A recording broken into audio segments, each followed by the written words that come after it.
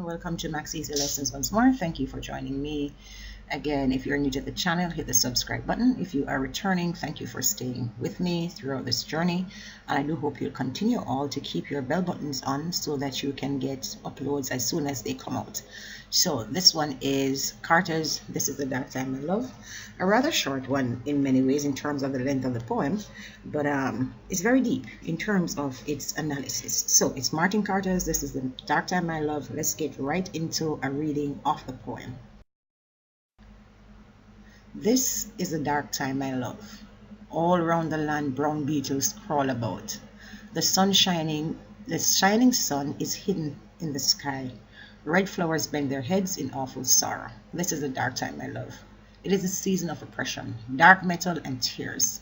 It is the festival of guns, the carnival of misery. Everywhere the faces of men are strained and anxious. Who comes walking in the dark night time? Whose boots of steel tramps down the slender grass? It is the man of death, my love, the strange invader, watching you sleep and aiming at your dream. So, this one, as I said, it's a short in terms of the length of the poem. It is written in 3 unrhymed quatrains with a variety of rhythmic patterns. All right. The aspects of nature in this poem are connected to the images of war, which tends to give some readers a picture of confusion and discomfort in the first 2 stanzas, where everything is going against what is right and normal.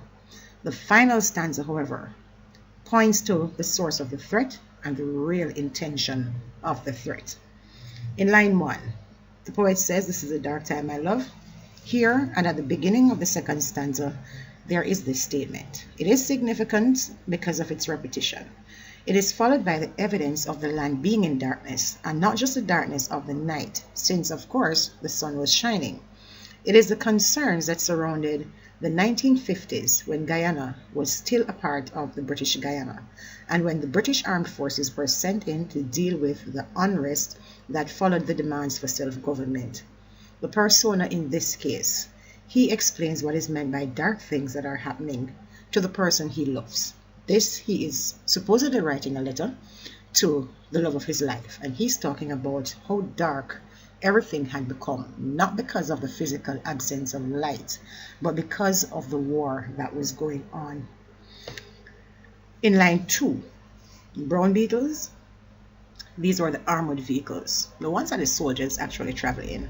Metaphorically, it is compared to the hard-shelled insects, but beetle is also the name that is given to a tool that is used for crushing things. In line 3, the shining sun is hidden. This suggests that the bright sunlight, which is usually significant of hope and prosperity for many people, that this has done nothing to take away the darkness of oppression that the people were feeling. In line 4, red flowers bend their heads is another symbol of fruitfulness, and life is behaving uncharacteristically, ashamed of depicting sadness instead. In line 6, he points to the word season, when he says it is the season of oppression. Seasons are really different cycles of nature, right? And these cycles are often connected with fruitfulness and growth. But within this poem, there is a season of negativity. There is no hope. In fact, there is suffering, there are guns, there is misery. In line 7, there is closer reference to the festival of guns and the carnival of misery. Here we see oxymoron. Because the festival of guns, the festival would be something good, but guns are something bad. The carnival is an exciting moment where people dance and have fun, and yet there is misery. So the festival of guns and the carnival of misery are significant oxymorons that are used in the poem. These underline the non-natural state of things. Festival and carnivals, as I said before, people, are celebration and happiness, while guns and misery often bring suffering and pain to people. In lines 9 to 10, who comes walking in the dark night? Whose boot of steel tramps down the slender grass? These questions point to the uncertainty of the anxious citizen, for whom the dark time is even more fearful, because there is that mystery that surrounds whoever is coming. It is even more fearful at night because one cannot see the stranger who is approaching, with a boot of steel, trampling feeble blades of grass. It means then that the soldiers were walking over, not literally walking over, but they were in control. They had the power over the people, the feeble blades of grass, because these people could not fight back. There is the unseen, cold-hearted oppressor who wrecks the attempts of the people who have been trying to struggle to develop their country.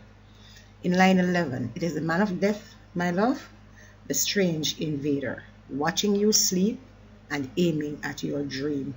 The stranger, in this case, who invades the land is the British Army, and they bring about a kind of death that sees the loved one is asleep, not being roused to protest perhaps, and therefore aims to destroy the dream of growing strong and becoming an independent nation.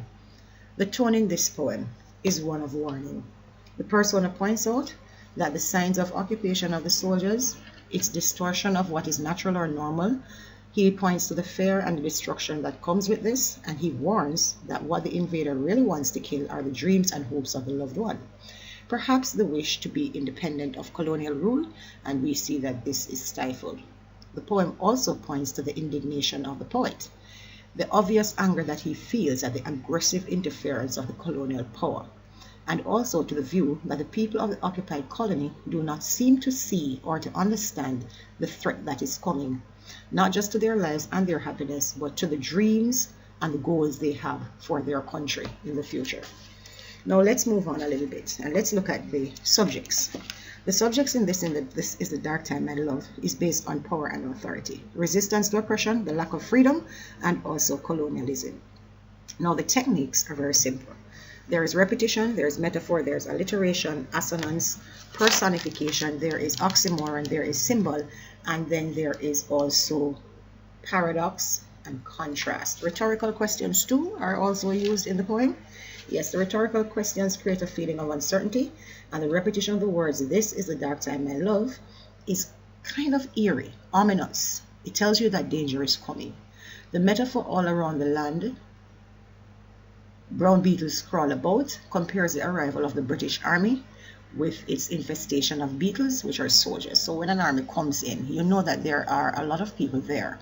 And so he compares this with the infestation, the presence of a number of beetles. This is very effective because it gives the sense of the soldiers being everywhere you look, and of the feeling that you just want to get rid of them before these soldiers can destroy everything that is around you. The contrast used here is one where I'll mention that the contrast is where between nature and technology. Carter shows this. He shows the sun's face is hidden in the sky, the red flowers bending their heads in awful sorrow, and of course he mentions the slender grass. This is in contrast to the loveliness of defenseless nature. We have destructive boot of steel, dark metal, guns. There is also the contrast that is made between love and war. The speaker talks to his loved one, and he also says that his love, and tells his love, on the things that are happening. The love that he speaks to could also be the love of his country, not necessarily a person, because he loves his country and he is watching the destruction of his country. But the man of death and the strange invader break into their intimacy, which brings terror and hopelessness in many ways. And he points to, the persona points out that watching you sleep and aiming at your dream towards the end of it, meaning that the invader had come and would take things from them, take away everything they've known as they sleep while they were quiet, offering little or no resistance. Personification is used in the poem / oxymoron. This occurs in the phrases of the Festival of Guns and the Carnival of Misery. Festival and carnivals are often seen as moments of fun and excitement, and yet the persona is terrified to think that the guns and misery will often come through at the festivals and carnival to disturb the happiness that people may feel. There is also a personification in the red flowers that bend their heads in awful sorrow. This is used to show the misery and the suffering of the people as well. Now we have the rhetoric. Oh, we did that. Contrast, we did that. Personification, paradox. Okay, so we are at repetition. This is the dark time my love is repeated by the persona to emphasize the intense hardship that the Guyanese people have experienced. The repetition also shows his love for his people and his country.